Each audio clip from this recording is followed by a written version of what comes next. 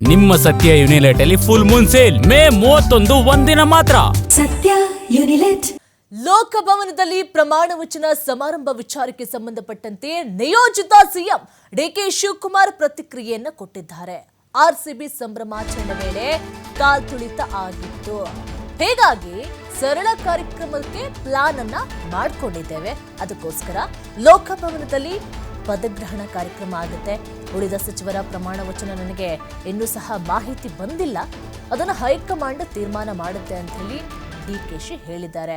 ಎಲ್ಲದಕ್ಕೂ ಸಹ ಮುನ್ನೆಚ್ಚರಿಕೆ ಕ್ರಮವಾಗಿ ಎಲ್ಲವನ್ನ ಮಾಡಬೇಕು. ಯಾಕಂತ ಹೇಳಿದ್ರೆ ಇಂತಹ ದೊಡ್ಡ ದೊಡ್ಡ ಕಾರ್ಯಕ್ರಮಗಳನ್ನ ಆಯೋಜನೆ ಮಾಡಿದಾಗ ಅಭಿಮಾನಿಗಳು ಸಾಕಷ್ಟು ಜನ ಬರುವಂತ ಸಾಧ್ಯತೆಗಳು ಇರುತ್ತೆ, ಏನು ಬೇಕಾದರೂ ಆಗಬಹುದು. ಅದಕ್ಕೆ ನಿದರ್ಶನ ಎಂಬಂತೆ ನಾವು ಆರ್ಸಿಬಿ ಸಂಭ್ರಮಾಚರಣೆ ವೇಳೆ ಆದಂತಹ ಘಟನೆಯನ್ನ ಇನ್ನೂ ಸಹ ನೆನಪಿಗೆ ಬರುತ್ತೆ. ಹಾಗಾಗಿ ಎಲ್ಲವನ್ನ ಗಮನದಲ್ಲಿಟ್ಕೊಂಡು ಸರಳವಾದಂತಹ ಕಾರ್ಯಕ್ರಮವನ್ನ ಮಾಡುವಂತ ಪ್ಲಾನ್ ಸಹ ಮಾಡ್ಕೊಂಡಿದ್ದೇವೆ. ಅದಕ್ಕೋಸ್ಕರ ಲೋಕಭವನದಲ್ಲಿ ಪದಗ್ರಹಣ ಕಾರ್ಯಕ್ರಮ ಆಗುತ್ತೆ.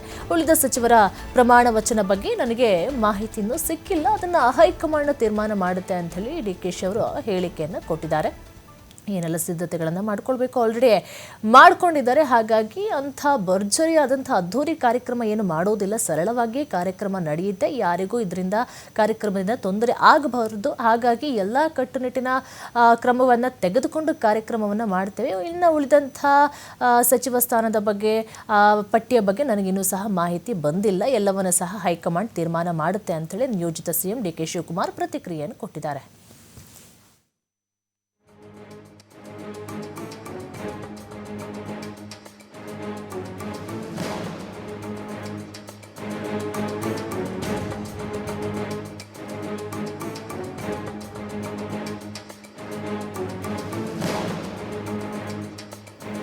ಈಗ ಯಾವುದೇ ಒಂದು ಕಾರ್ಯಕ್ರಮ ನಡಿಬೇಕು ಅಂತ ಹೇಳಿದ್ರೆ ಅದಕ್ಕೆ ಪೂರ್ವ ನಿಯೋಜಿತ ತಯಾರಿಯನ್ನು ಮಾಡ್ಕೊಳ್ಬೇಕಾಗುತ್ತೆ. ಯಾಕಂತ ಹೇಳಿದ್ರೆ ಎಲ್ಲರ ನಿರೀಕ್ಷೆ ಅಂತ ಈಗ ಡಿ ಕೆ ಶಿವಕುಮಾರ್ ಅವರು ಸಿಎಂ ಆಗಿ ಪದಗ್ರಹಣವನ್ನು ಸ್ವೀಕಾರ ಮಾಡ್ತಾರೆ. ಹಾಗಾಗಿ ಅವರ ಅಭಿಮಾನಿಗಳು ಬರುವಂಥ ಸಾಧ್ಯತೆಗಳು ಇರುತ್ತೆ. ಒಟ್ಟಾರೆಯಾಗಿ ಹೇಳ್ತಿರುವಂಥ ಮಾತುಗಳ ಪ್ರಕಾರ ಒಂದು 600ರಿಂದ 700 ಜನ ಸೇರಬಹುದು ಅಂತೇಳಿ. ಹಾಗಾಗಿ ಆ ಸ್ಥಳಕ್ಕೆ ಅಷ್ಟು ಜನ ಸೇರಿದರೂ ಸಹ ಕಟ್ಟುನಿಟ್ಟಾದಂಥ ಯೋಜನೆಗಳನ್ನು ಮಾಡ್ಕೊಳ್ಬೇಕಾಗುತ್ತೆ. ಹಾಗಾಗಿ ಎಲ್ಲದಕ್ಕೂ ಸಹ ತಯಾರಿಯನ್ನು ನಡೆಸ್ಕೊಳ್ತಾ ಇದ್ದಾರೆ. ಕೊನೆಗೂ ರಾಜಕಾರಣದಲ್ಲಿ ಆಗ್ತಾ ಇದ್ದಂಥ ಎಲ್ಲ ಗೊಂದಲಗಳಿಗೂ ತೆರೆ ಬಿದ್ದುಬಿಟ್ಟಿದೆ.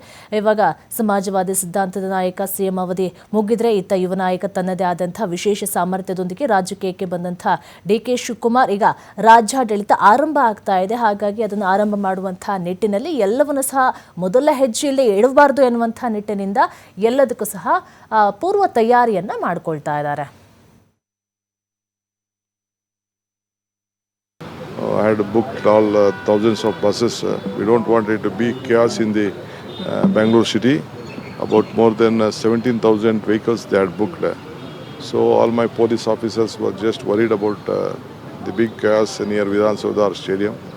So we decided to have a low-key function in swearing ceremony in Vidhan Saudar in Lok Bhavan. So kindly I request all my party cadres to forgive me for this gesture. We also have to help the common men also in this and take the advice of the seniors. I had booked all thousands of buses. We don't want it to be chaos in the Bangalore city.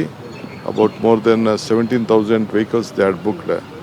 So all my police officers were just worried about the big chaos near Vidhan Saudar Stadium. So we decided to have a low-key function in swearing ceremony in Vidhan Saudar in Lok Bhavan. So kindly I request all my party cadres to forgive me for this gesture. We also have to help the common men also in this and